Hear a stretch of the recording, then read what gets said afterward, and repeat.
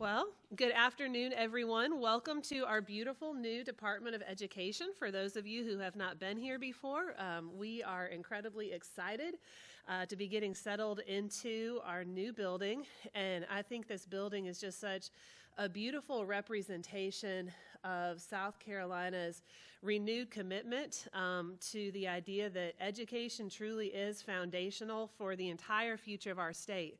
Our economic future rests on it, our civic future rests on it, and I think we are poised to do really great things here in K-12 education in South Carolina. And so I'm very grateful to each of you for being willing to invest your time in this effort that we are here to undertake today at the direction of the General Assembly. And just a little bit of, I guess, my perspective on what I hope we'll be able to accomplish together as a committee.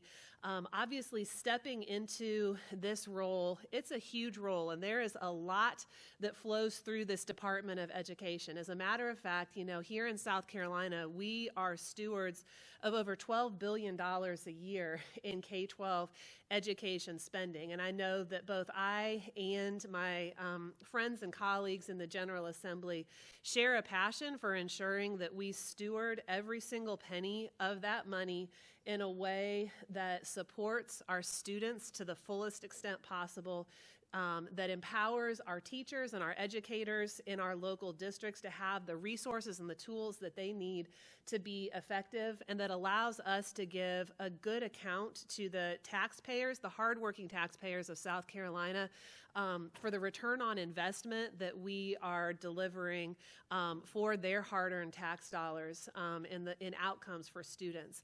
And so as I stepped into this role, like I mentioned, this is a very big job, and there are a lot of things that flow through this agency. We have Nancy, who's our former CFO, and Kendra, who is our current CFO, and I think they would be the first to tell you that there are a lot of moving pieces to what we do.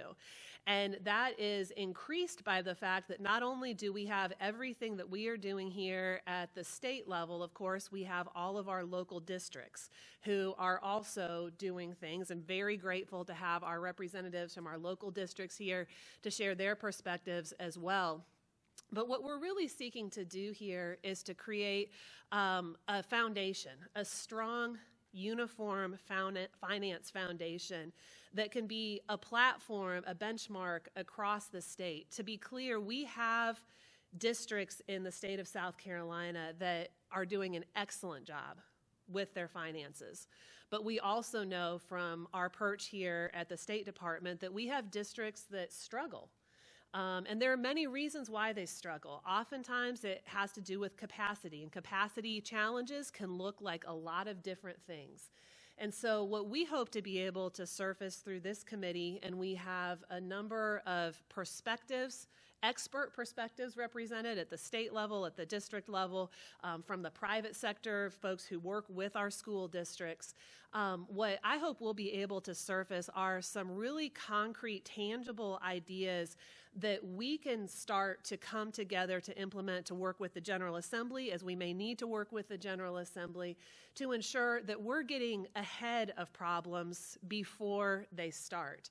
And so some of the things that I know we've been talking about here as we contemplated the work of this committee that I think are important from our perspective to consider are the idea of, how can we get to where we have regular data extracts that are uploaded and are published to maybe a dashboard. I know Frank, RFA, has done a lot of dashboarding work around school finance, and we want to do everything possible to help support that work and grow that work that you're already doing, and to do it in a way that makes it transparent, easy. I know you have done yeoman's work, and you'll probably talk a little bit about that in terms of what it took to stand that dashboard up. And we want to continue to make that a tool that's available to the public as well as to our school districts. Reducing the risk associated with some of the compliance challenges that we have uncovered in a number of our districts. I know that this has been first and foremost on the mind of the General Assembly in the passage of the Fiscal Practices Act, which is something that we administer here at the State Department. And, you know, our desire is always to be able to come alongside districts and to help support them to do better. But sometimes there are times when we have had to go in under Superintendent Spearman and now under my administration as well, and really take over the finances of a district. And so what we want to be able to do is, are there ways that we can get ahead of that before it comes to the final threshold of us having to go into a district and take it over? Can we surface problems ahead of time? And then just, you know, many of our districts, especially in our rural communities, we know that they are struggling to maintain qualified staff. And so are there ways that we can uncover as a committee that will allow us to think about maybe what shared services models could look like that would allow us as a state to help support districts where staffing and capacity issues, especially in this finance realm, are a challenge?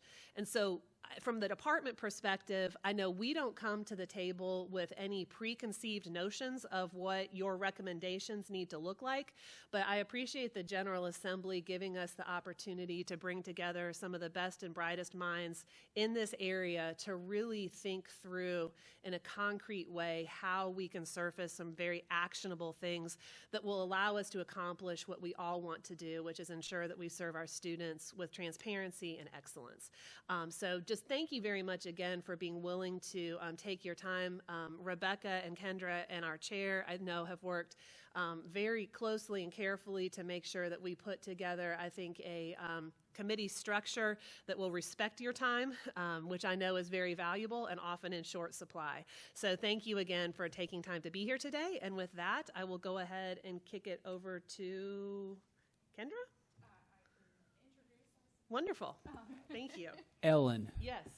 Could I ask you a question, Sure. please, just as we get started? Sure.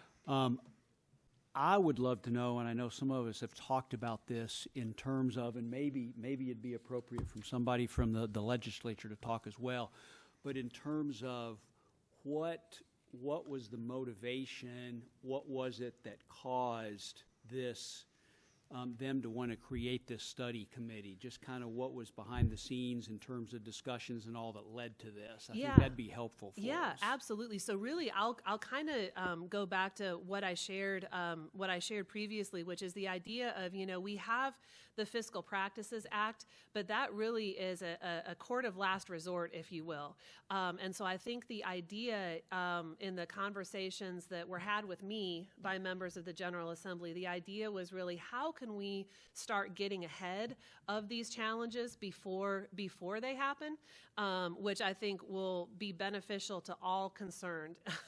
A much less, hopefully, concrete and less dramatic way to be able to address some of these challenges before they happen.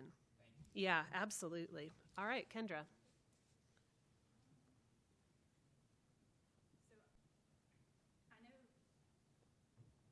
Frank has put together an amazing PowerPoint presentation. Is that ready to go? Okay.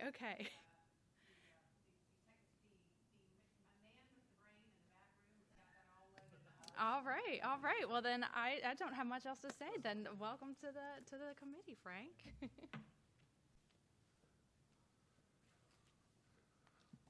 Well, I do presentations because y'all don't want to look at my face and listen to me. You need something prettier to look at. So thank you, Superintendent. It's a pleasure to be here. Thank you for asking our office to help participate in this. I think we know most everybody around here. Looking forward to continue working and establishing a dialogue. So as an attorney, let me give you my couple disclosures and disclaimers to get started so I stay out of trouble. One, I'm not here to pick on anybody. I'm not here to talk about anything. Certainly our office, we have data mistakes and we have problems from time to time and we fess up. But I'm trying to get people just to get encouraged about it. As we go through the presentation, you'll see the importance about it in there. Plenty of examples of good data and bad data. If I get too loud about this, I'm not trying to preach. I may be an excited convert and witness to the data needs of this state, but certainly we're not here to say we do anything better than everybody else. We have learned through trial and error on how to establish some better practices.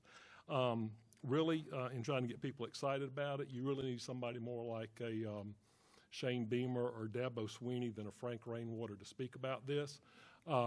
I'm just too logical. If it makes sense, we need to do it. I don't know if that's left brain or right brain, or if it just means I'm half-brained. I don't know. But let me go through some examples here just about how the data, how important the Department of Education's data is. It's used in a lot of ways you're probably not familiar with. So let me just start a little bit here about revenue and fiscal affairs. Most of you know revenue and fiscal affairs from the legislative side, the revenue forecast, EIA forecast, the education funding model that we put out there. But that is a small part of our office. That's the light blue area there. And Lisa Jolliffe, who works in that area in charge of that, is here with us. But the biggest part of one of the biggest parts of our office is our data integration. We get all the data we get a good bit of data from the Department of Ed, but we get Medicaid data, we have hospital data, we have all types of data. We've got approximately 20 million individuals, I think, records out there, historical, going back 20, 30 years for researchers. Sarah Crawford works, she's over with Lisa. Sarah works with our data integration. We do a lot of work with people who need data, and we do data linkages for them. And I assure you it's all done on the highest privacy and security standards out there. But we're involved with the data in a lot of different ways. And I'd like to highlight some of those for you. Again, just highlighting what we do as RFA with our integrated data systems. We have employment and wage data from Employment Security. We have healthcare data. We have education data, vital records, Medicaid, hospital, emergency rooms, outpatient, hospitalizations, mental health. A lot of different purposes out there. But we're able to help researchers link data from disparate disparate groups, so you can get a common database on what's needed to analyze and study. But we've been doing this. They developed this before data was cool, and I'll talk about that in a minute, but they have developed this process over time. But we will tell you, we get bad data from hospitals, and Sarah has to put on her witch's hat and call them back and say, send it back. You know, come on, get it right, guys, because people are depending upon that.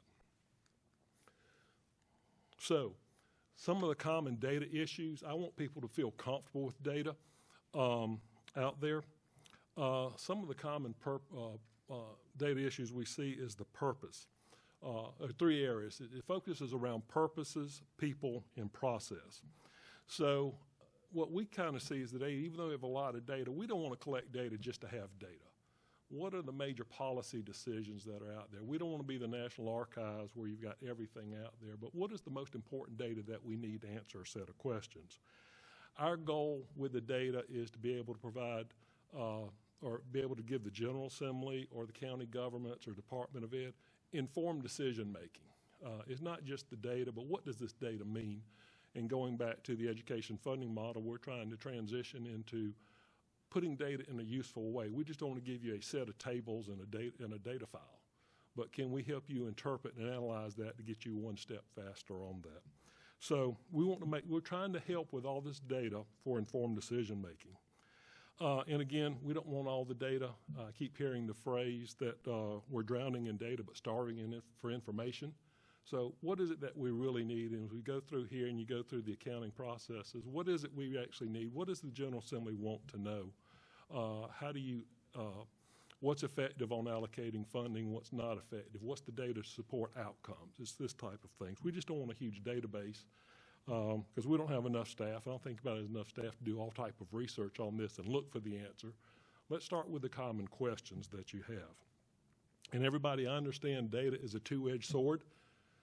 When it works for you, everybody likes to wave the flag and say, here's the data. Well, sometimes the data's not on your side. Well, that's fine. Let's just be honest about it. Let's share the data.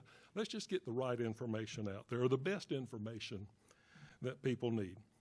The second part of the data issues are revolve around people. Data is the end result of someone's effort. It just doesn't grow by itself. Someone has to record it, mark it, enter it, whatever, catalog it. And it's important, and I'll talk about this a little bit later, for the purpose, whoever's doing that data, they need to see the full purpose. I don't care if it's the attendance officer, I don't care if it's the procurement person in a school district, or my wife was a tired speech therapist. I don't care if it's an IEP person doing that. Let's make sure the data's right and they understand how this data may be used to help make better decisions down the road. And one of the challenges with that is for people is the loss of institutional knowledge. We need to make sure that's documented so people understand if you're out or you get a new person next year, there's turnover in the districts, or if you have to go to the shared services model, that people understand what the process is, or what the purpose of this is. Process, some of the things we see is a lack of consistency in putting the dashboard together. We ran across a couple of districts with just unique accounting transactions. They had a one-time bond issue or capital projects things. Some districts put it in this category and some districts put it in another category. Perfectly fine either way on accounting level, but it caused some disparities in the dashboard report. And so easily explainable, but the more we can make sure districts are doing things consistently so we don't see these anomalies out there, it's working together, making sure we treat things alike or understand the data. And data limitations, I tell you, I'll be honest, especially those in South Carolina, I hate skis. Skis is too limiting sometimes for what we need to do. Most accounting systems are. So I certainly appreciate and value the need for districts to have standard accounting systems, but sometimes the data that you need is outside of skis. And I know you're focused on this, but on the accounting system, but sometimes we need a little bit more data. What goes behind those numbers that are in the system? And part of that is making sure you have standard definitions and documentation. Again, Sarah's group and Lisa's group too. I mean, our data needs, I mean, those are documented. Anybody can come in the next day and kind of figure out, you know, if Sarah or Lisa win the lottery, the next person comes in can, you know, has the reference manual and knows what to do on that. And again, just on the accounting side, difference in accounting, we need to make sure that it does always mean we have the right data, the good data on that. So it's looking at the bigger picture, what's needed, why is this information important? So the point of this, I mean, getting good data and having the data that we need is a multi-layered project. It's the people, it's the process, understanding the purpose, and then the coordination among the disparate groups here. So, an example here, this is one of the first examples we had. Data was, as I think I said earlier, data is just not just a recent fad here. I appreciate Superintendent Weaver's effort to get us here, but we've had data issues for a long time. One of my first examples dealing with data was when I was working with Ways and Means staff back in the early 90s. And our committee proposed changing the start date for school. When I was in elementary school, it was November 1st. No one else has to admit that. But in the early 90s, the mid-90s, we changed that. General Assembly changed that to September 1st. And you can imagine in the budget year, you know, we started talking about it, and all the parents and all the schools said, wait a minute, my kid was ready to start first grade, and now you're going to say they can't because they have an October 1st birthday. Well, we had a huge debate in the House budget on that year. But one of the turning points was the data we got. The Department of Ed was able to provide the data for us by birth month of all the first graders that year. And you could see a consistent decline from the oldest first grader, those with November birthdays. They had the highest readiness scores, and it was a steady drop every month till you got to October. They had the lowest test scores. So that was just a way to say, you know, there was a big disparity between somebody born on November 2nd and October 31st. And so that was able to help sway the debate at that time. Whether or not September 1st is the magic date or the right date, who knows? That's another study. But data wasn't helpful 20 years ago with the General Assembly, and it's even more important now. So some of the things we're using with the Department of Education's data, again, it's the Education Dashboard. We released that last year in October is the first time. Shortly after the holidays in early December, we will be updating that. We appreciate, again, the department's support. You've provided us 2 more years' worth of data. So our initial data report funding model just had 1 year. Now we've got 2 years. We're able to add some longitudinal analysis in there so you can see trends by district over time. I will say we're missing a couple districts, I think. Sorry, I'm not going to hold up all the other districts and the information just for 1 or 2. Not being critical, but we just got to keep moving forward on this. But that'll be available sometimes the first week in December, so we look forward to sharing that with you. Lisa will have we'll have a release out on that, and certainly call us back and let us know. One of the big projects that the General Assembly passed last year is the a couple years ago, Education and Workforce Report. We take the data that you have on your graduates, and then we match them with employment records. And we're able to tell the General Assembly on an annual basis, historical trend, how many high school graduates are in the workforce, what are they earning, what are their average wages. There are some limitations because we don't know those who are gone in the military, those who are working outside of South Carolina. We're starting to hopefully, if we can get some more of the I call it regional or national data, we can start working on that through some of the cooperatives. But again, we're trying to figure out what's the educational system, how are students in different districts faring in the workforce over time. One of the most common examples, and I think Senator Hembry, I think you use our revenue per pupil report all the time. Normally have it in this folder. Okay. Well, I mean, that's a common request from the General Assembly. They want to see how their districts are doing, state, local, federal revenue. That's a common example of your financial data that we use. And the recent one I was jumping ahead to was the Coordinating Council on Workforce Development. I think, Harrison, you're on that. You serve on that too with us. But they're taking a better effort to try to link educational preparedness to jobs needed in the future. They're developing, I mean, we're helping coordinate with the data. We're kind of I guess the gatekeeper on that. They're working with the agencies to get the data to supply and help answer the questions that this workforce committee, Coordinating Council on Workforce needs to do. They're trying to make sure, you know, or we have do we have the bodies and we have the knowledge and skill set for the jobs of the future. So some very important stuff going on with the use of your data that our office is involved with. Some specific things, most of y'all here I think understand this. Your data is used to develop the state appropriations bill. Enrollment data, again, Sarah's office back there.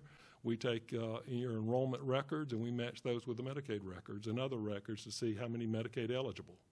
Rather than each district have to report that and count it, we can merge the data sets and come up with a very, very good number there. The data is also used to help calculate the student-to-teacher ratio in the age of substance. That's very good. It's also used, there's General Assembly's put a lot of work in looking at the salary schedule, increasing the salary schedule, but working with the different levels of education and adjusting those. So that was a lot of work done this past year. But just an example, and again, I'm not picking on anybody, but just one of the examples of areas we can improve upon is there's a category of retired teachers. I'm not sure what retired teachers are. They classroom teachers? Are they speech? Are they therapists? I mean, where are they in the mix of things? So that's where, you know, it fits one purpose, whatever the department's purpose is, but where do they show up in the classroom? How do we calculate that on there? So some other ways your data is used. We use your data from kids in, I guess, first and second grade, and go back and compare that to students who were enrolled in First Steps and 4K programs. So it's, you know, are those programs effective based on what students are doing in the public schools here? But we have outside researchers, and again, Lisa's area is pretty well known within the budget and legislative community. Sarah's area is much well known among the private researchers out there, but we help provide data. for the Arnold School of Public Health. They wanted to investigate the effect of school-based health centers on the academic outcomes of elementary and middle school students. Well, we help link the data and provide the data set for them. We had a researcher from the Mount Sinai School of Medicine who studied the impact of managed care on the outcomes of children. So again, you have to have the educational outcomes, match that with the healthcare data. There's researchers out there. There's a great need for this. And then finally, just an example here, we had a researcher with the University of Chicago who examined the impact of youth homelessness as part of a report for HUD. So again, just because your data is not showing up or being debated in the appropriations bill or in Senator Hembree's committee, your data is out there. It's serving a lot of purposes, and we always want to make sure it's accurate and the best data possible out there.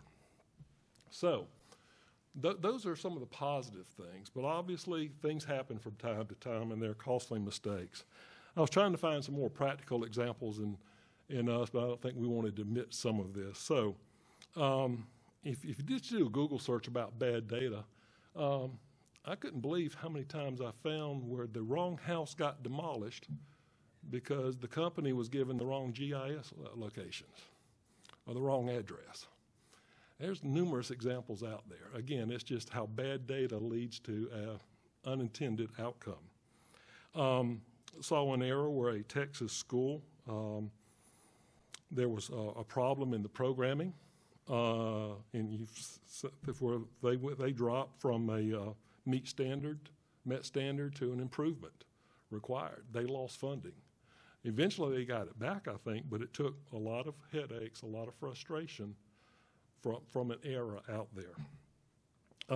You may remember a few years ago, closer to home here in South Carolina, the Lottery Commission, there was a vendor that had a bad programming issue on a holiday sale, and they issued too many winning tickets on Christmas. It was an instant game, and I think I can't remember the number, was it 8 million or so? I forgot. It was millions of dollars that went out the door. Fortunately, they caught it, and there were still more tickets, and that led to some lawsuits. But again, it's just examples about how bad data can affect us. And then just at all levels, it's not just government, but even our smart NASA scientists sometimes mess up. And they had two sets of engineers using two different metrics, and they didn't converse with each other. So they had a spaceship to burn up in the atmosphere because they had the calculations wrong. So again, it's not just what you're doing, but understanding what your data needs. How does that match to the person next door? Who's going to use that data? Are we all on the same basis here? So some of the current examples that we need, again, timeliness of data, I will say, is the biggest issue. We always try to make sure but everybody's just trying to make sure the General Assembly has the most recent information. But getting student counts in seem to be taking a little bit longer, and we're getting delayed there. But timeliness, is that a process issue? Is it a people issue? That's to be examined. But trying to make sure you get data as quickly and as accurate as possible is very important, especially on teacher counts, student counts. As they're working on salaries, I'd really like to know how many kids are in there last year, or how many kids are out there this year, so you can give more accurate projections. There's more data needs, again, on the dashboard and student needs and allocations. One of the biggest issues we dealt with in coming up with the education funding formula was trying to deal with special education students. We worked on the student-teacher ratio, but we were sensitive to there's a difference between special ed classrooms and regular classrooms.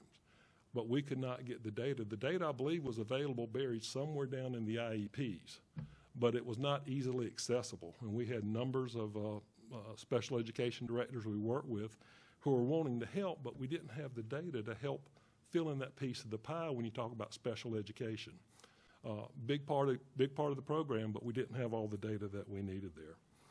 One of the common questions we get when we have the finance data from the legislative staff is, can you tell us when is it more efficient to build a new building versus the cost of maintenance? Old buildings, leaky, expensive to heat and cool and maintain. At what point do you have the need the resources, just tear it down and build a new school to help with that process. And also be able to help between districts, what's going on there. I mean, each district, I'm sure you're capable of handling your situation, but getting information out to the General Assembly so they can see the bigger picture, what's going on not just in their district, but in all the other districts where the needs are is helpful. And then we have good data at the district level, but we get more questions about the school-based level. And ideally with the funding model with our dashboard, we'd like to be able at some point in the future get down to a school district level basis. Your district may look fine on an average, but is there a disparity between schools, between high schools or between elementary schools? A lot of data issues there. Some districts already budget on the school district level. How do you do bus drivers and speech therapists and people who travel between school? A lot of issues there, but again, that's just the need to help answer some of the questions that are out there. So, just to conclude, again, trying to show you where we are. Again,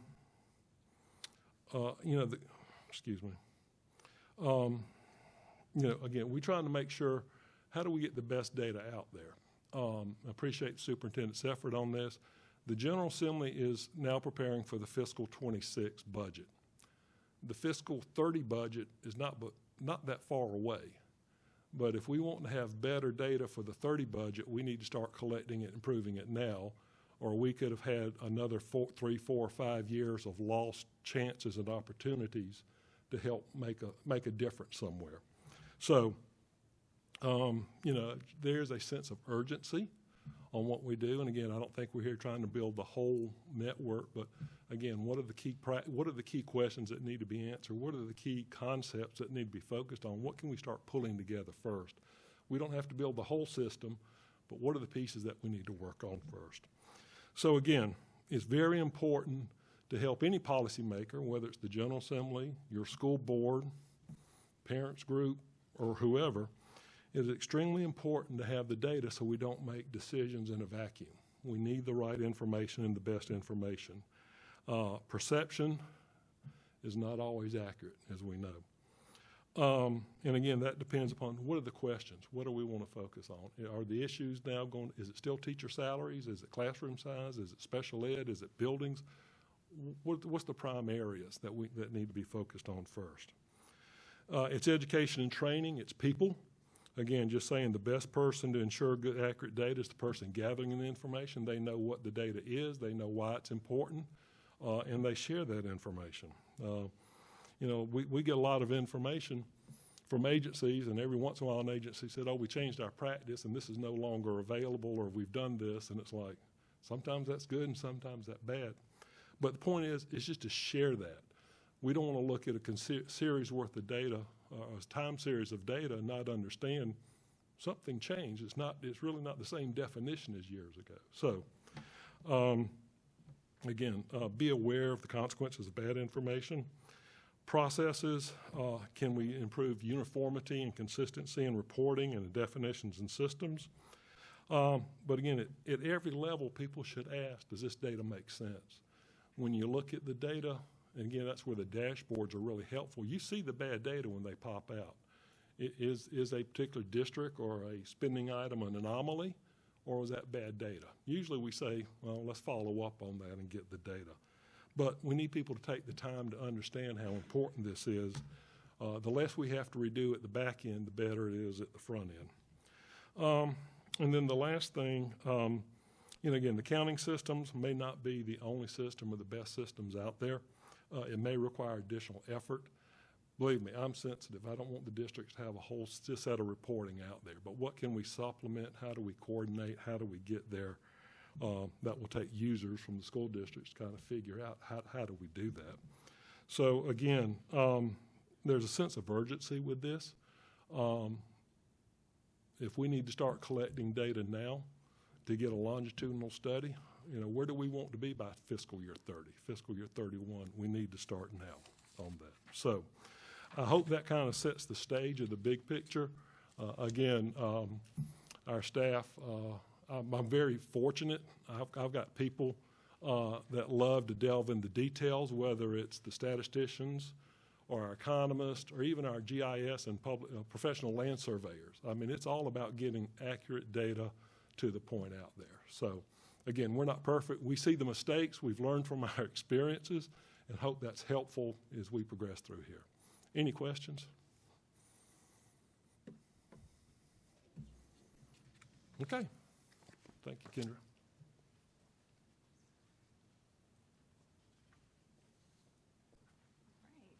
Thank you, Frank. I will admit in my numbers and list-driven mind, I kind of forget the importance and value of introductions, and Melanie was kind enough to remind me of that. So if we don't mind, just for the sake, just go around the room and kind of introduce who we're representing today and where we're from. And I'll go ahead and start. I'm Kendra Hunt. I am the CFO and deputy for the Department of Education. And I'll just go ahead, and I'm looking at you, Larry. Larry Finney, I'm with a partner with Green Finney Cawley. We've done a lot of work with school districts for many years now. I'm Melanie Jeanette, and I am CFO retired. I like saying that, but I still work with a lot of school districts. I am the CFO of the department twice removed, before Nancy, and I am represented in South Carolina School Boards Association. I'll just pass it to you, Tim. Tim Lyons, I'm a partner with Malden and Jenkins. I've kind of come from the same background that Larry comes from, and that we work on the audit and assurance side of districts. I think we work with 15 or 16 of them around the state. I'm Greg Hembry. I'm State Senator from District 28, which is the northern part of Horry County. I also happen to serve as chairman of the Senate Education Committee and also on the K-12 Finance Subcommittee. So I'm probably the least knowledgeable person in the room about accounting systems. So I'll probably keep my mouth shut more than normal. Good afternoon. My name is Tanya Crosby. I'm the Chief Financial Officer for Beaufort County School District. Been with the district for 23 years, all in the finance department, and have gone through a conversion of financial software from one to another, unfortunately. Many years ago. Me and my team also manage the financial operations of Beaufort Jasper Academy for Career Excellence, which we share with Jasper County as well. All right. Nancy Williams, Richland School District 2, CFO, and I'm here representing SASBO. Good afternoon. I'm Amy Hagner. I'm Assistant Superintendent of Finance and Operations for York School District 1. I'm Harrison Goodwin, Superintendent of Kershaw County School District, and I guess I'm a SCASA representative. Some days I have to wonder who, what, where, when, why. Yes. All right. And so I will pass this off to Melanie Jeanette, CFO retired. And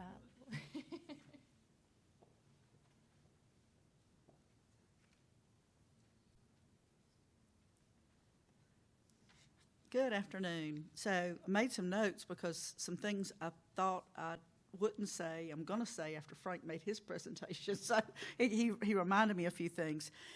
We are very fortunate at the state of South Carolina, and this kind of falls into Frank's comments about anomalies in reporting. We are one of the few states in the country that has a uniform account structure. A function in Beaufort is a function in York 1, in Richland 2, everywhere else. We use the same accounting structure. Now, how districts report things could be different depending on how their CPA firms, when they come in and do their audits, may recommend things.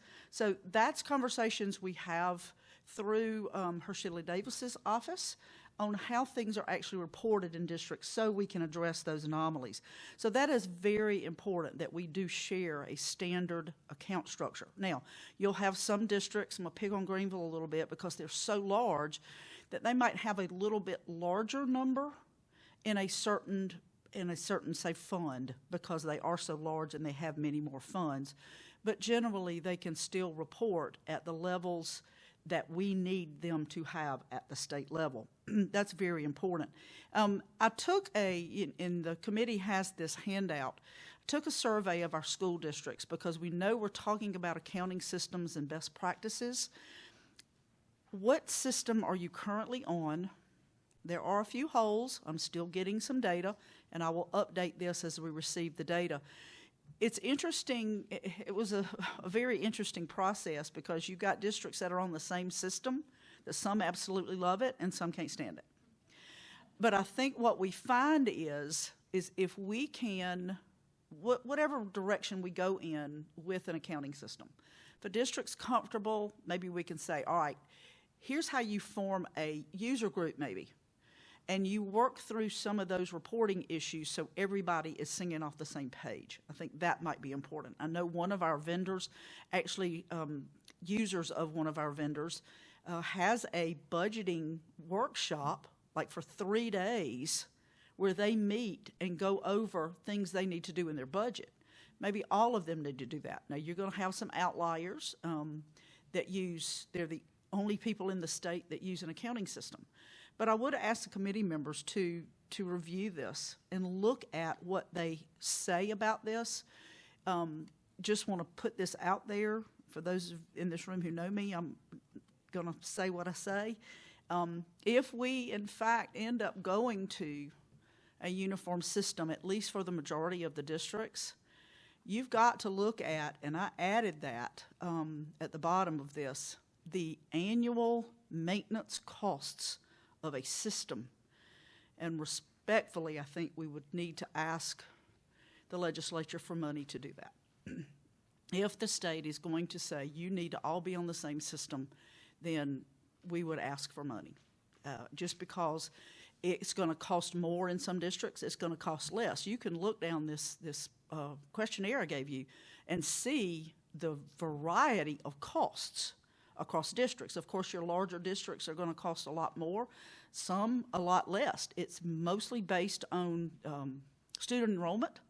So we have to look at that, and are we providing support? You'll also see, again, some people who use the same system get marvelous support from their vendor, and some can't ever get anybody on the phone. Then that's conversations we have with the vendors. And I think it would be very important that we share this information with them so they can see what their clients are saying about their software.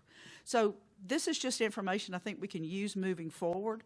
But I will continue to work on this and update it. I'm only missing a handful. Frank mentioned about the best person to ensure accurate data. Does every district need a data czar? I don't know. Because data there is so much. So our friend Amy Hagner from York One created and this is also in your packet, by month reports that are due. Very rough draft, because this is not everything. This is 4 pages of reports that are due to the Department of Education. There's probably some federal things missing. And as we go through the year, we will continue to add this. So we've had conversations, Rebecca and Kendra and I have had conversations about how can we consolidate some of these reports? How can the department use data that they've already got to satisfy some of these requests? And if the data is good coming out of the district, then the department would have what they would need to do request. Nothing's more frustrating to a district than getting a phone call and saying, we need so-and-so data. And the answer is, I believe you already have that. So that is then coordinated efforts of the offices within the department as to who has what. Yeah, so-and-so office has got that data. Let's get it from them. So that's very important. We talked about, Frank mentioned this, about entering data and making sure that it is good on the front end. Let's use PowerSchool as an example. Most often, the person entering the most important data in the district, student counts that affect funding, that affect all of our reporting, is the lowest paid person in the school district at the school level. I won't say they won't care, but we have to continue to put the importance to them of how important this data is, because it affects billions of dollars of funding to school districts. I don't know how we do that, because it's difficult at best. So we definitely have to do that. Those are just a few things that I wanted to mention. One more thing, and Frank said this and it spurred me. I made a note. And based on Amy's very rough draft, beginning a list, how many different ways can we calculate per pupil? Can we come up with one definition, one methodology, or at most two, that could satisfy the needs for the legislature, for the governor's office, for Frank, for everybody that would calculate per pupil? Because inevitably you're going to get the question, well, this per pupil is this, but this is this. And why are they different? Making people understand the similarities in the calculation, the differences in the calculation, and why can't we just come up with one or two? Maybe eliminate. I think consolidation of some reports that we have talked about as we're beginning this process and getting this group together is going to be of utmost importance to this committee. I think that is one of our biggest charges, is how we can consolidate some data requests, some reporting, and it's going to take us all to make sure that we do that effectively for the school districts, because like we said, this is just a partial list. This is, getting sure that these data reports are in on a timely basis for so many reasons, for funding, for RFA's dashboard, for the Office of Finance to do what they have to do. And if we can consolidate some, that will certainly cut down on, I think, some of the errors. It will cut down on some of the questions. So I think that's very important that we look at some of that. So, any questions? Comments? Yes, ma'am. You can't ask me a question. I don't have a question. I'm not going to ask a question. Really, I just kind of want to continue what you were saying as it relates to the data. And sometimes, from our perch now, and I've been a party to this, so I can speak to it. Some of the issues that I think that come from the data is because sometimes clear expectations aren't set around why the data is needed. And I go to something like the supportive information sheet.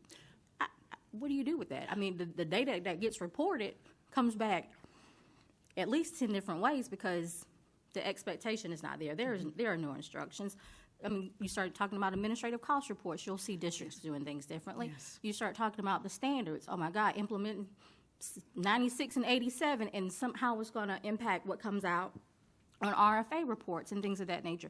I just think we have to make sure in this committee that we can set the stage of making the expectations clear. People understand. I think for the most part, all districts, we all want to comply, but sometimes we need to understand what the expectation is, and it's not always there. No, that's great points, Nancy. Absolutely great points. One of the other things I just thought about is when I did retire, I did do some consulting in a couple of districts.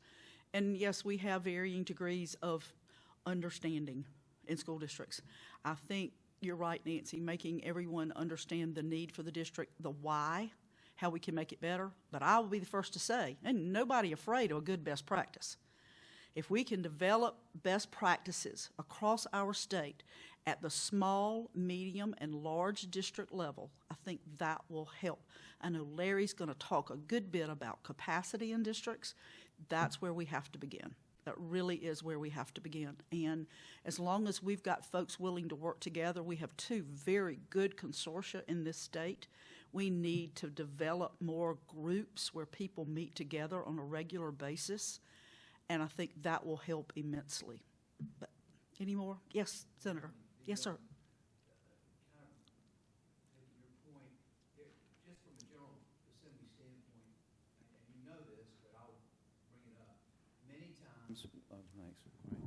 Many times, something that's important in 2015, and we put that proviso in, and we demanded that report, and it was a hot issue in the state newspaper, or maybe it was a real issue, real issue.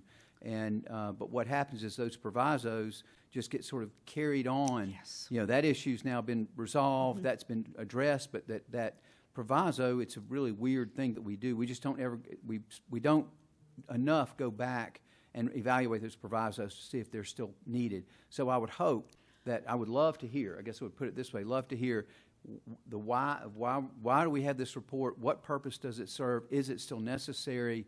Because I will tell you right now, we're ready, willing, and eager to cut stuff that's not adding any value. And if it's just busy work for the school district, which I'm sure we're going to find, 4 pages of reports, just by law of averages, there's going to be some of them in there that we need to get rid of.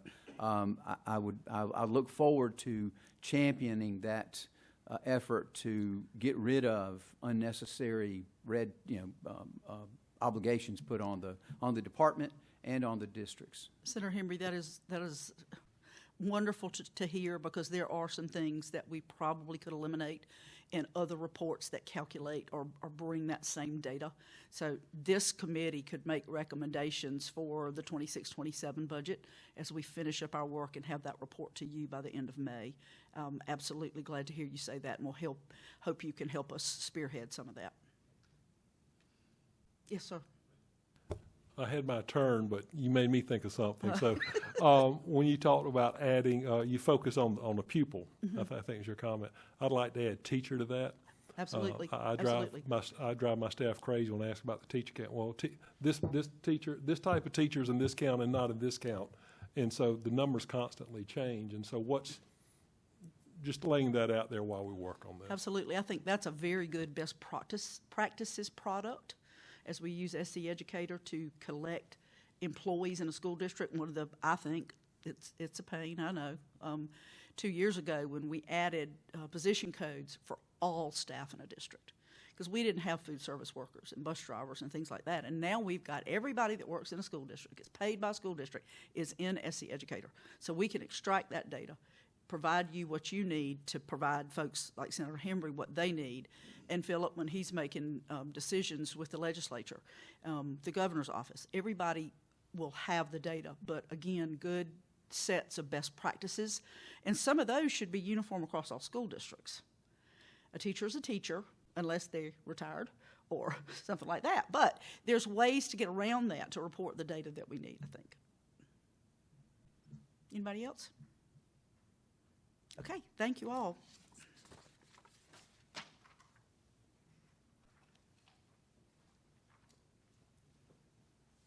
All right, and now I'll just invite Larry Finney up here to kind of give us his thoughts from an audit perspective.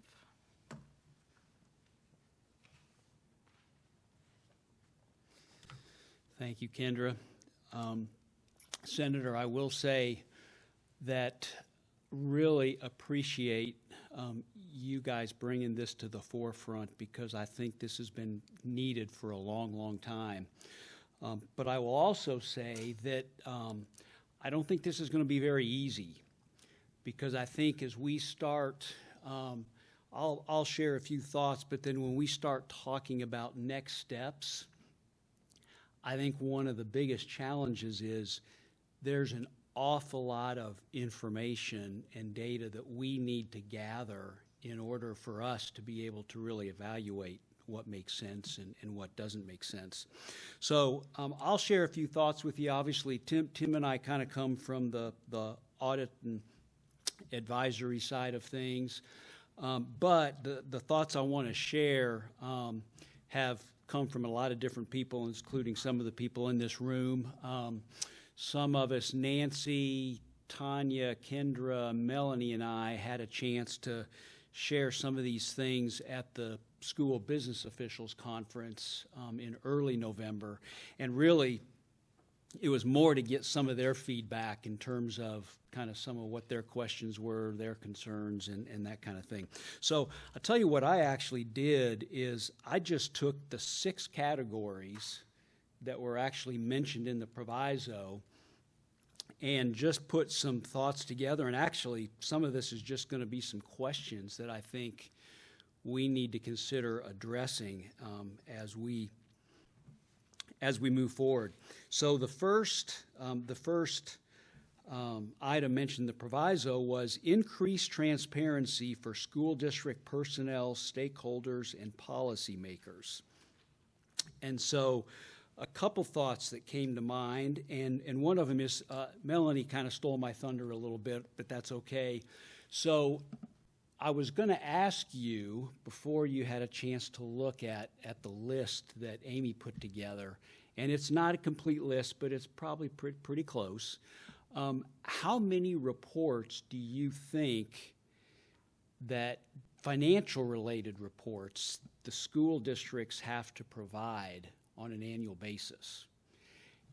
And if you look, I won't make you try to guess, but if I think there's about 70 reports just on that list, and that's probably not all of them. And I still remember when with one of our clients when a person was promoted to become the CFO of the school district. He'd been there for a couple months, and I said, "So how's it going?" And he said, "I feel like all I do is provide reports to the State Department of Education. I don't have time to do anything else hardly." So some of the things I'm going to share and talk about, I think, are probably repetitive, which may be good in the sense that it's concerns that we all have. But one of the other, so one of the first things I think that we need to consider talking about what we're going to do and how we're going to do it is what information, when we talk about transparency and what's out there, what is out there?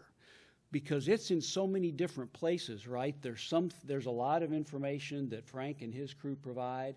There's some things on the State Department of Education website. There are some things on the school district's website. I mean, they're all over the place. And so just gathering that all in one place and saying, what do we already have, first of all, and then we can start talking about, right, what else do we need or what needs to be improved, or maybe there's a lot of things that we say, we really don't need this anymore. And then on top of that, I think what goes along with that is what's the best place for all of this information where's the best place for it to actually be? If somebody's got to go 4 or 5 different places in order to gather all the information that they need about a school district or about what's going on at the state, is that really the best way for us to gather and show and report that data?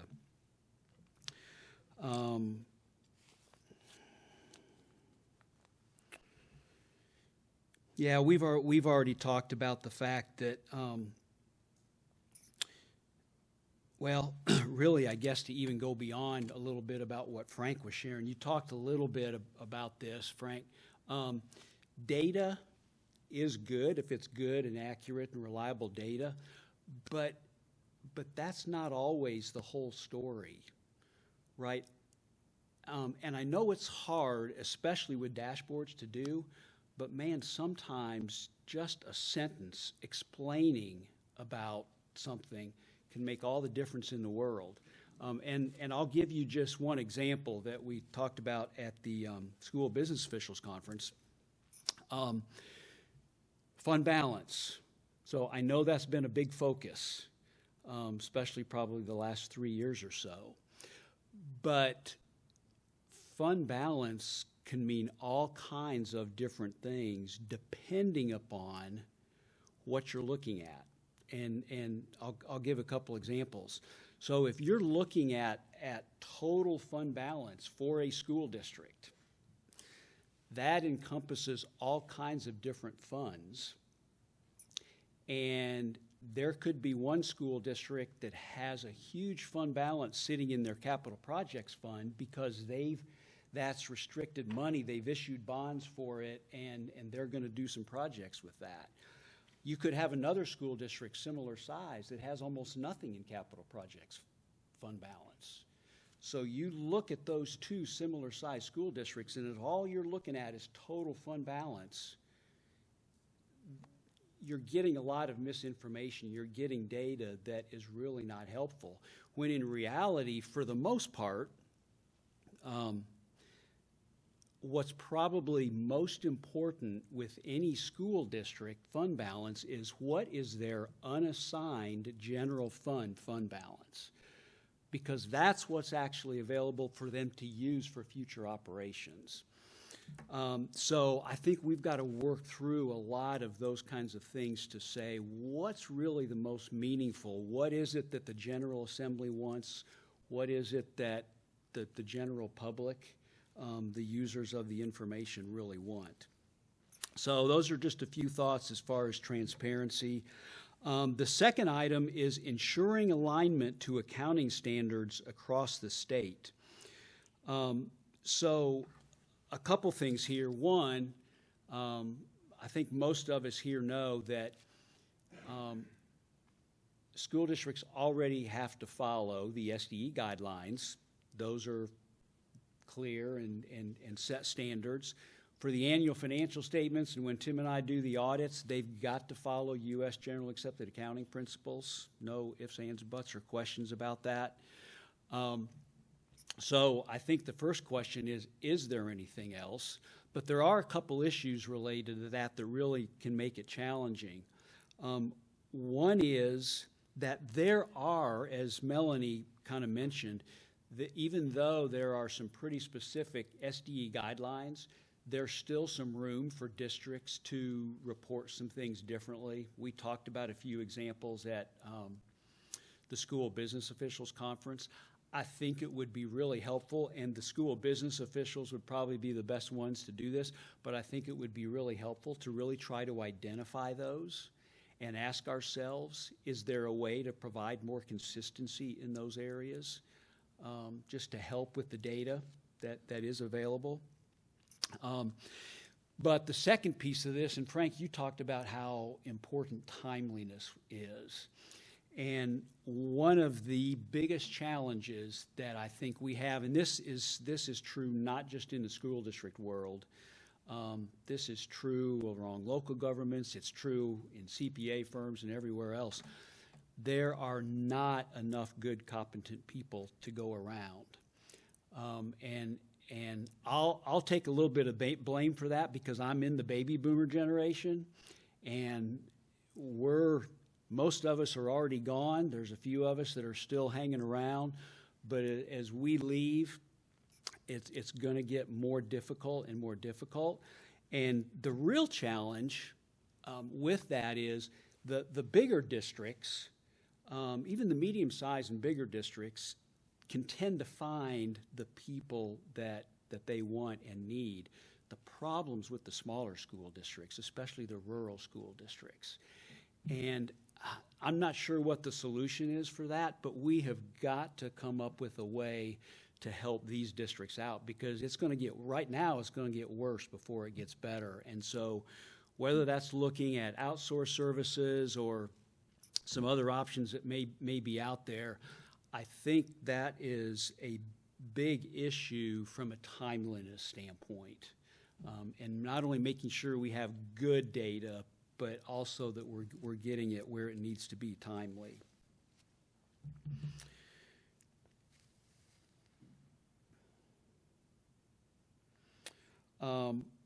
Ease of reporting is number 3. Amy's information, I think, is going to be real helpful, because I think one of the other questions that naturally comes for all of us, right, is what's all required right now. And Senator, I think your comments were great, because we even see with a lot of our clients, as we look at all the reports that even go out within a school district to all the different departments, and sometimes we'll even ask, well, why does this department need this report? Well, it turns out that 15 years ago, there was somebody in that department that asked for that report, and it never changed. And so I think really evaluating what all is being done right now and asking that question, is it really needed anymore, is going to be very, very helpful.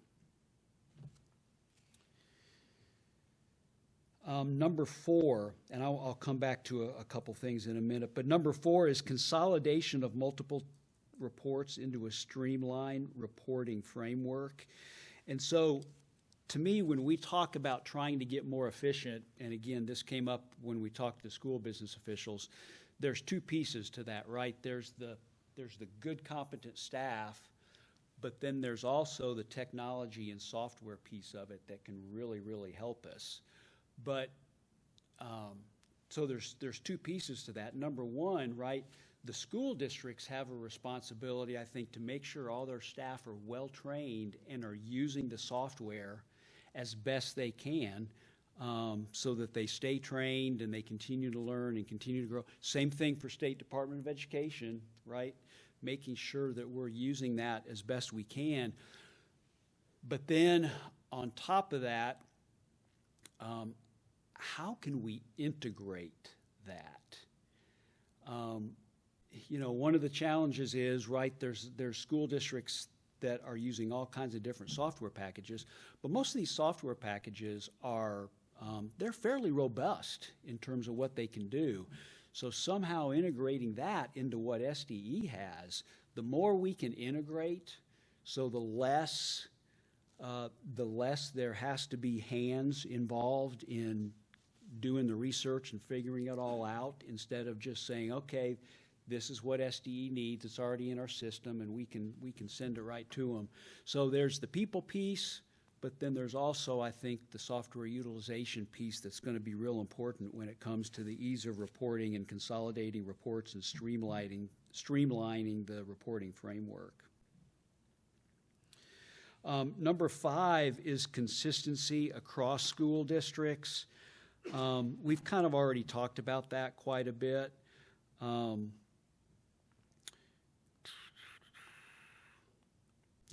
don't think there's really anything else to say there. And then number 6 is increased efficiency for school district finance staff. And I think we've really kind of addressed that too, because if all those things that I just mentioned, and then the staffing piece of it together, I think really would really address those issues as well. So kind of from an audit perspective and some things that we heard from the school business officials, those are some thoughts that we had. So any other questions or thoughts along those lines? I guess I'll finish up and say that I think the hardest work is going to be the next couple months, because I think there's a lot of information and pieces of the pie that we need to gather so that we can all come back together and say, okay, now let's really evaluate what makes sense and where do we go from here. So I think that's what somebody's going to be talking about, right?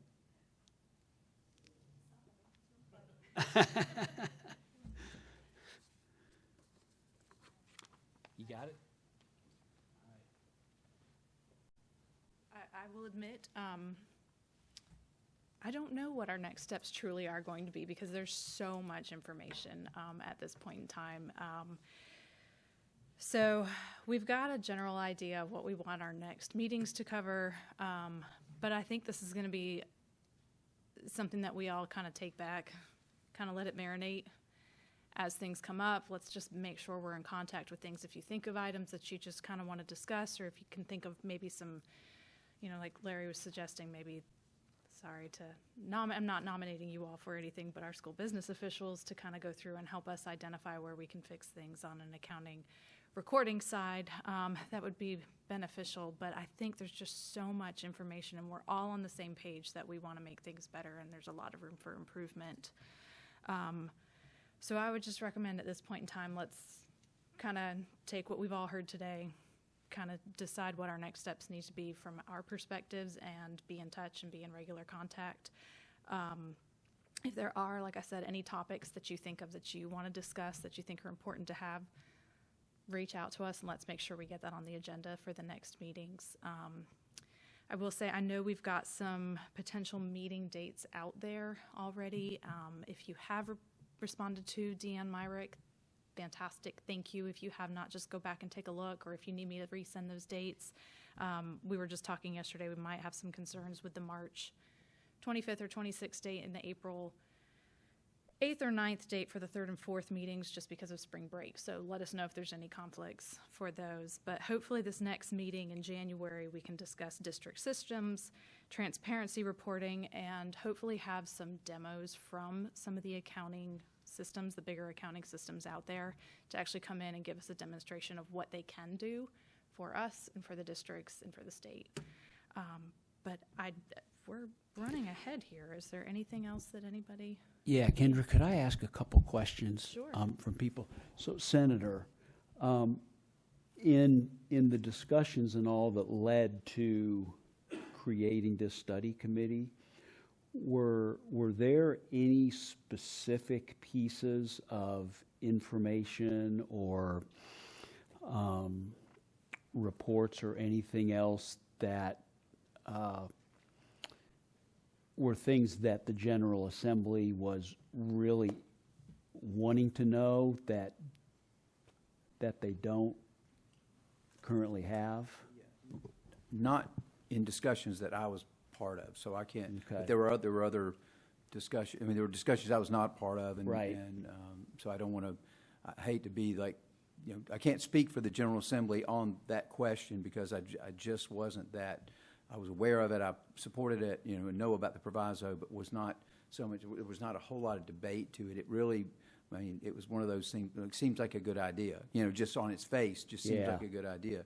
I mean, there have been districts that have had financial problems that have been well documented, and I think that's been forever. I mean, the truth is, that over time, every few years there's going to be a problem somewhere that's going to get reported, and it's going to get on the General Assembly's radar.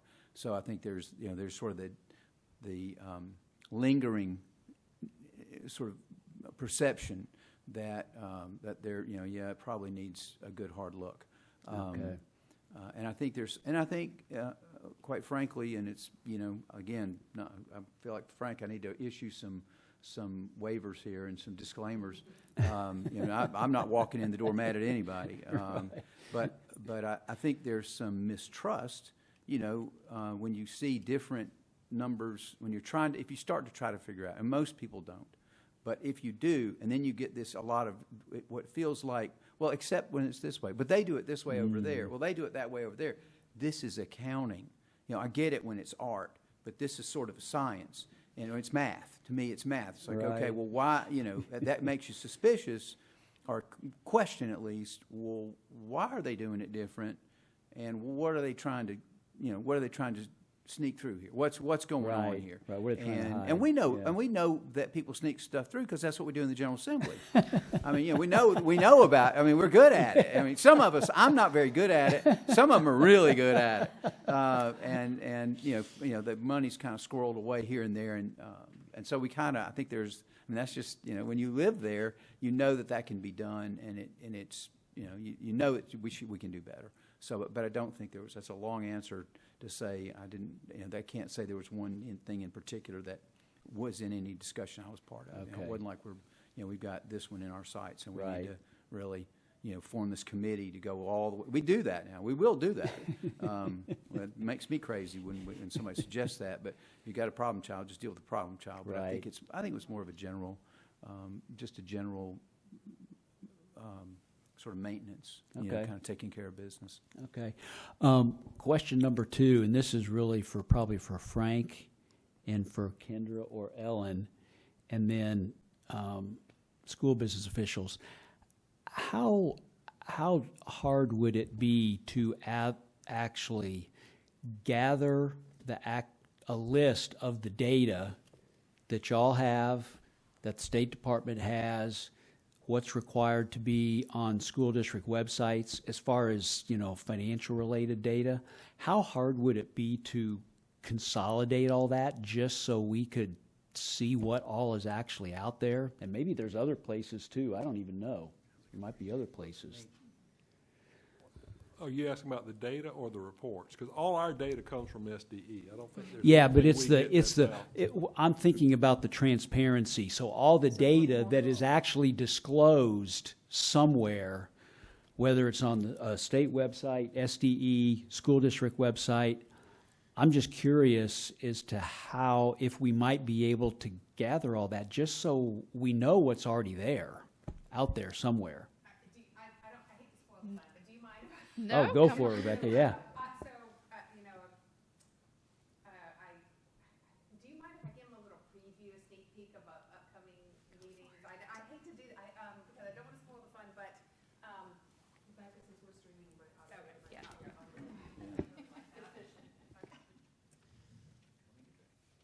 So I know Kendra had talked about our next meeting, actually really digging in to what districts go through.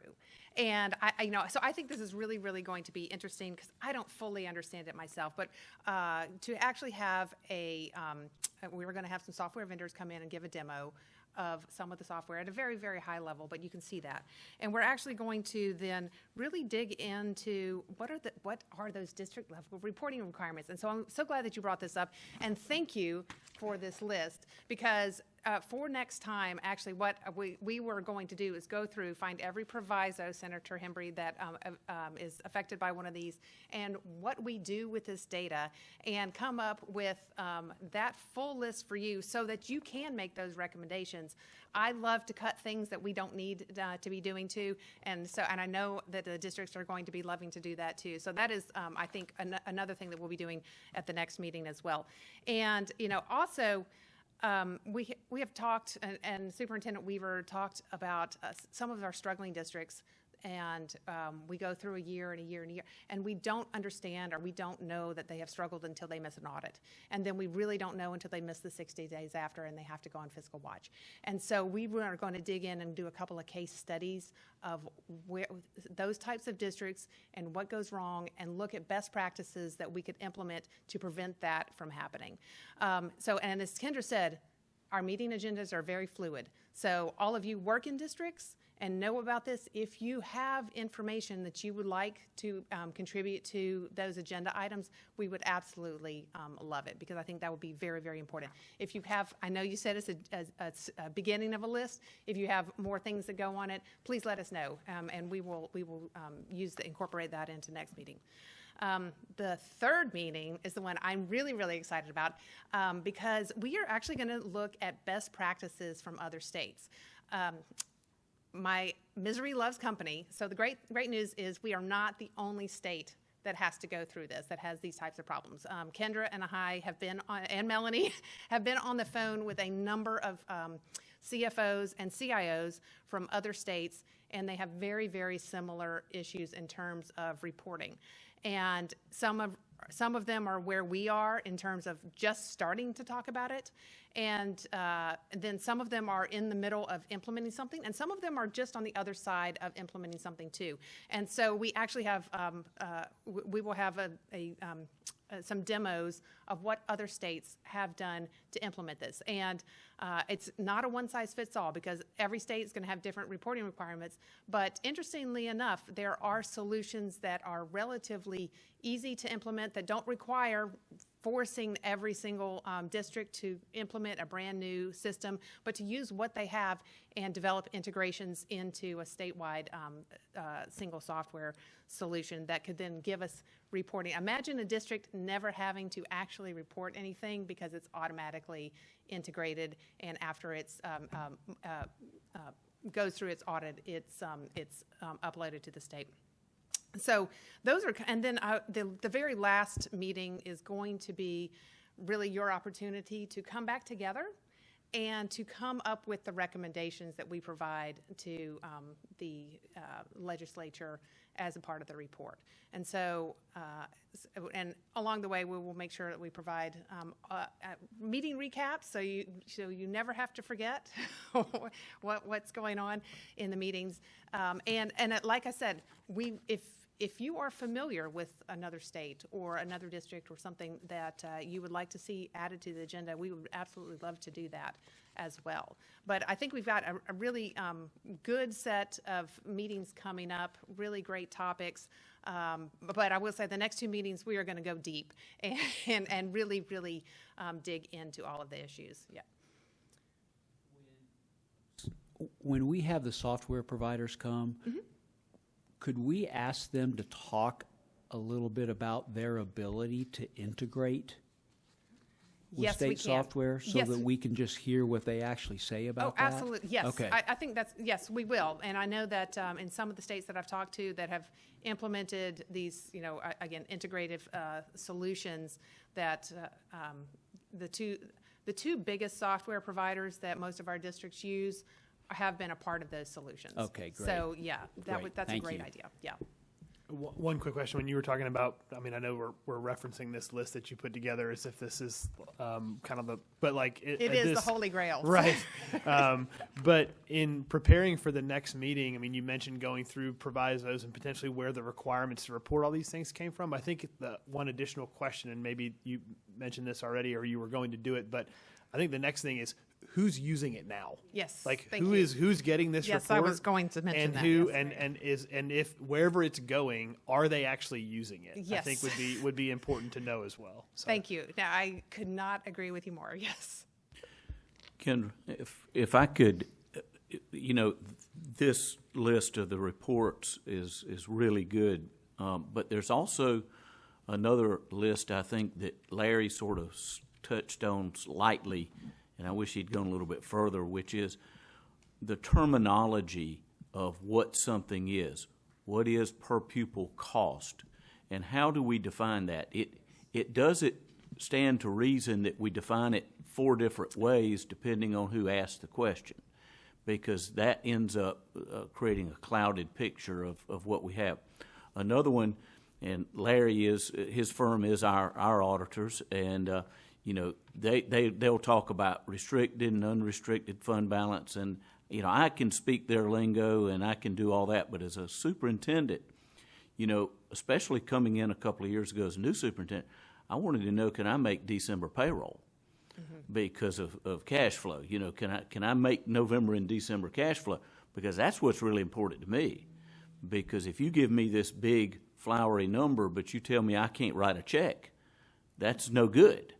And so Larry always knows that's always one of my questions. If I got to have cash, how much cash can I put my hands on?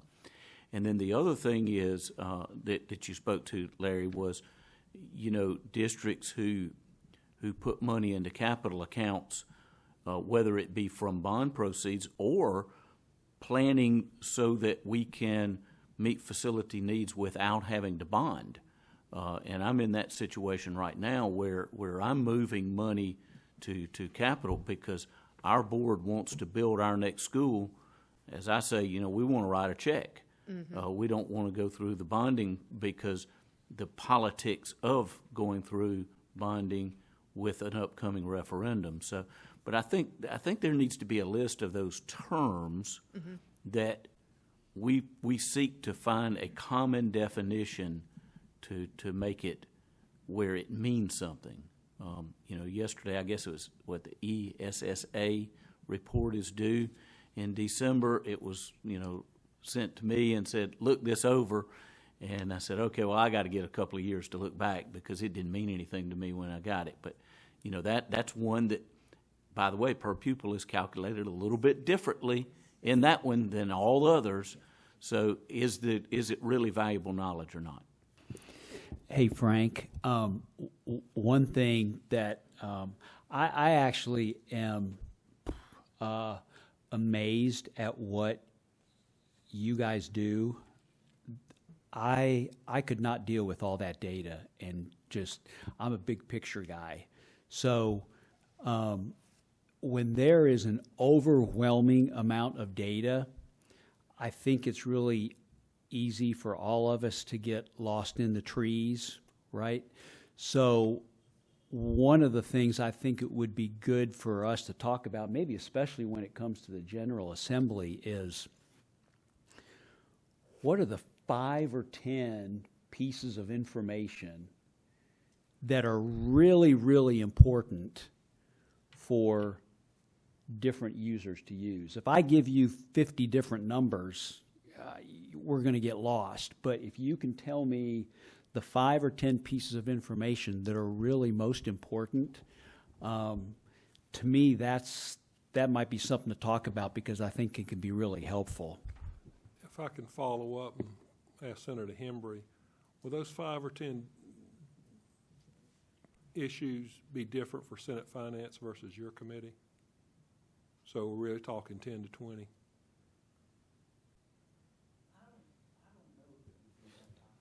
Okay. I don't know. It's just a gut feeling, but 20 sounds like a lot.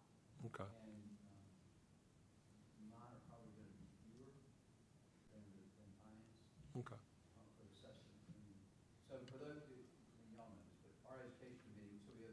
separate from finance. We don't really do the money, we just do the more the substantive policy side.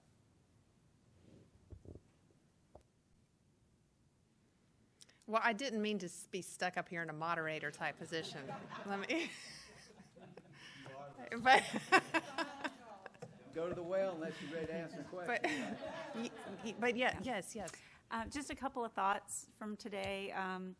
The consolidating reports idea is very appealing to us in the school districts. Particularly right now, we are hoping to issue our financial statements like in 2 days or something. So we are looking at all the reports, and which is early for us, thank goodness. So we're looking at all the reports, ESSA, Insight, and I know Insight's been around for a long time. I think it was around 15 years ago when it was old back then, so that might be something that we can look at. And then the LARS templates. It's supplemental information where we download every data point in our financial statements to a spreadsheet, and the information's in there somewhere, including fund balance. So those three would be three that I would be particularly interested in, and we're going to be looking at them in the next few days to get ready to submit those to the State Department. We spoke. Hey, Tanya. Yes, sir. Can we add the reconciliation schedule to that too?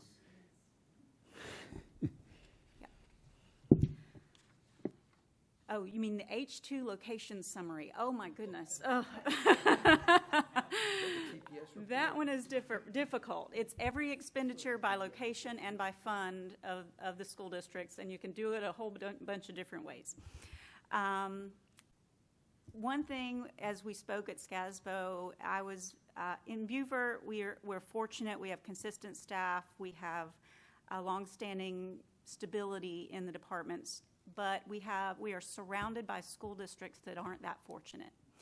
And I was very much humbled at the SCASBO meeting and didn't prepare my words as well as I should have to remember that in this situation, because these changes are going to affect those districts the most. The Jaspers, the Hamptons, the Allendales, the Colletons in my area, and I know there are many others across the whole state. Those are the districts that are struggling issuing their financial statements already, and to implement potentially a new software system, I'm not sure they'll be capable of doing it by themselves without help from others. Right. Whether it's other school districts or auditors or a combination, or the state, or a combination of all of that. So I was humbled, so those are in the forefront of my mind going forward, and how we can support them in this effort as well. So. Yes, no, I agree, and I think that, it's accounting systems and best practices, and that is a lot where many of the struggle in those particular districts occur is that, and I agree with you. Finding a solution that does not necessarily disrupt the entirety of their accounting system software and cause a very large disruption would ideally be a better solution, while being able to implement some best practices for their personnel in order to be able to use what they have in a very efficient way for their district and for the state. I want to piggyback on what she said. Here's a true story of how things are in the state. So my brother became a new CFO a few years ago, and so that is how my list came about. Yeah. Because he was my brother, I wanted him to be successful, and I didn't want him to be late on anything. So I was like, and with being new, even though he was in the same district, he's in a different role. And when you're in this role, when you're in the CFO role, it is just a completely different world, and things are coming at you fast and furious. So especially in a small district where you wear multiple hats. Exactly. I mean, I'm over finance and operations, and we do everything. So we don't have all the different layers to do everything. And so one of my things I wanted to help him with, I wanted him to be successful. So I created this shared document that I updated. Every time I got something from the State Department, he got updated. It was in the shared document, and I made sure that he and I met every single deadline. But I go back to Tanya's point, you go to these small school districts where they may not have somebody that they can call on and depend on, and that'll help them through this. So if we can create guidelines or some kind of best practices, or even something monthly, I don't know what it's going to look like. Have you got any other brothers and sisters? But I mean, you got to think about these, in particular the smaller districts and folks that don't have anybody to lean on. What can we do to help them out and make them successful? Yes, yes.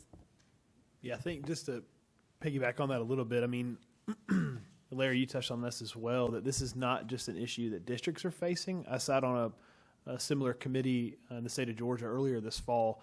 Local governments is particular to Georgia, but this is going on all around the country.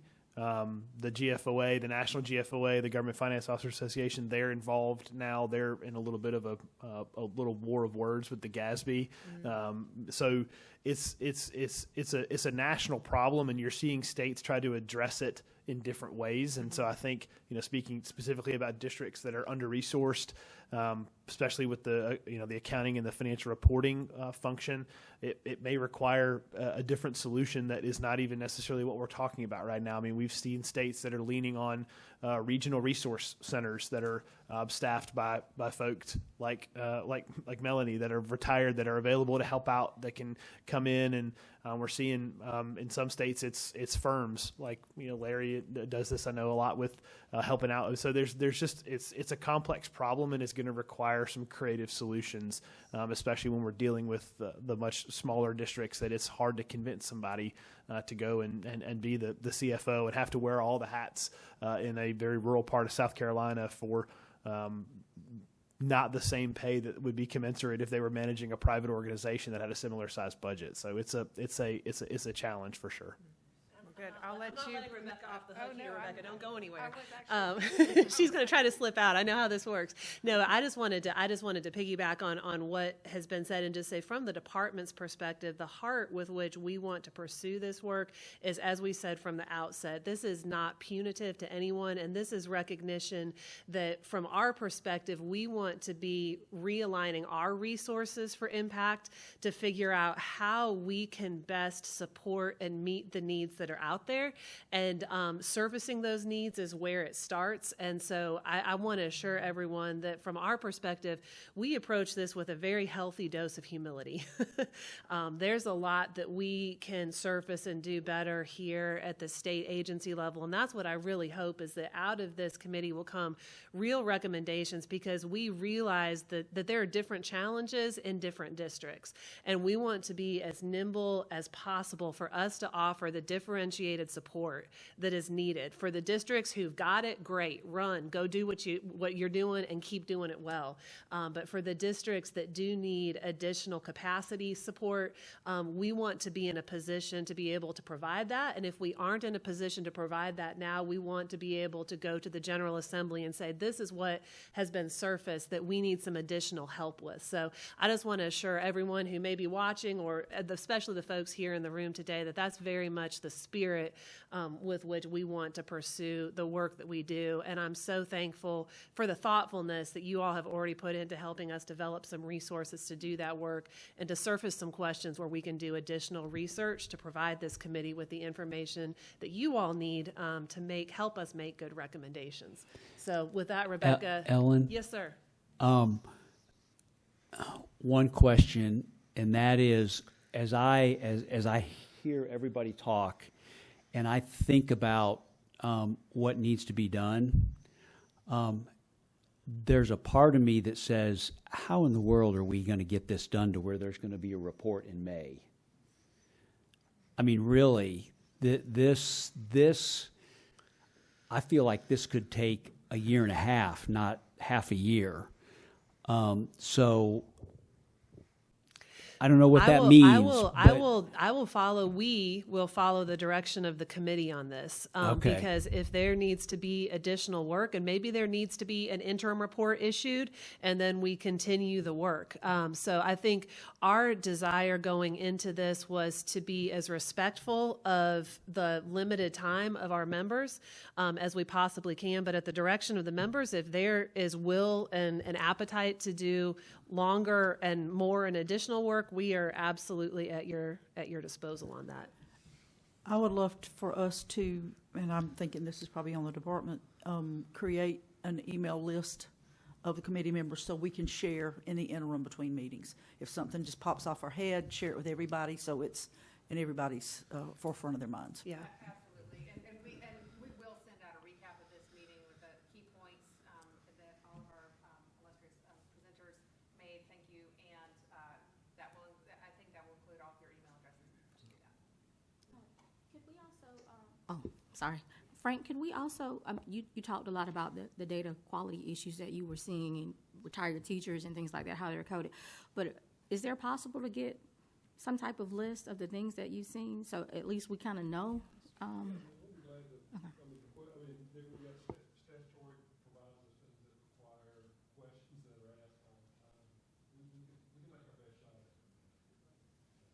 I'm just thinking about the things that I recall in the past coming back and forth between RFA and the department. One who has to do this. Is your question, what do we produce, or what issues do we? What issues are you seeing? What issues are you seeing, so that when earlier someone was talking about, the key things that we needed to focus on, the district business officials, but if we could see some of the things that you're having to send back because you're like, you didn't code it correctly, or all of those things. You receive more revenue in tier 3 than you're showing, all of that kind of stuff. I know, yeah, that kind of stuff, yeah.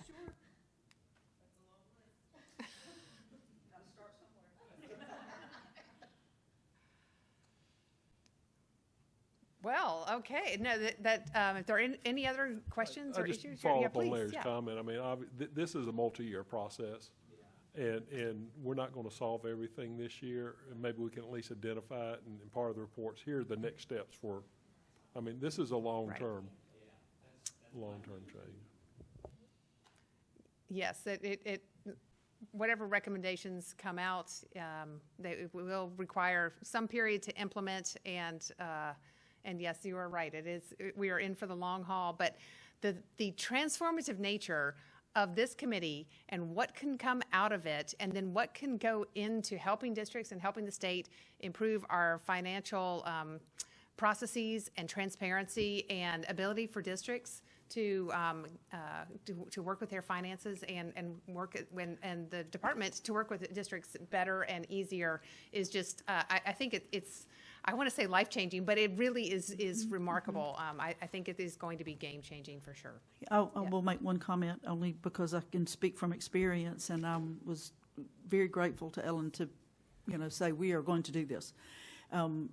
There was a study done back years ago when I was with the department and gathered, data reporting. Amy might remember it, and it never went anywhere. So I think we have to be committed, whether this is, like Larry said, a multi-year process. I just whispered to Senator Henry, maybe this is proviso we need to leave in, because it is a lot. I mean, just Amy's, there's so many data elements in all of these reports. Work on some consolidation, and it is going to take some time. I don't want to see us just issue a report and then don't do anything with it. And that's what happened before, several years ago. It didn't go anywhere. Well, and there's nothing that drives me more nuts than a report that is well-researched by so many talented committee members and then sits on a shelf and collects dust. And no, we have no intention of doing that. But I think I appreciate what you're saying, because being very intentional coming out of this in terms of making the next steps and implementing them and ensuring that they take place is of utmost importance. And the one thing that gets on my nerves more than anything is, well, that's the way we've always done it. No. Wait, that phrase is banned. There you go. Well, thank you all for coming here. I'm so delighted to see you all in person. Kendra, you and Melanie have done a great job of working to help build a really remarkable committee, and I'm so excited to be a part of it, and really looking forward to our upcoming meetings. So thank you, and again, if you have any ideas or anything you'd like to see in the coming meetings, please feel free. We would absolutely love to incorporate those. Thank you, and I guess I will see you all in the next year. Yes, right.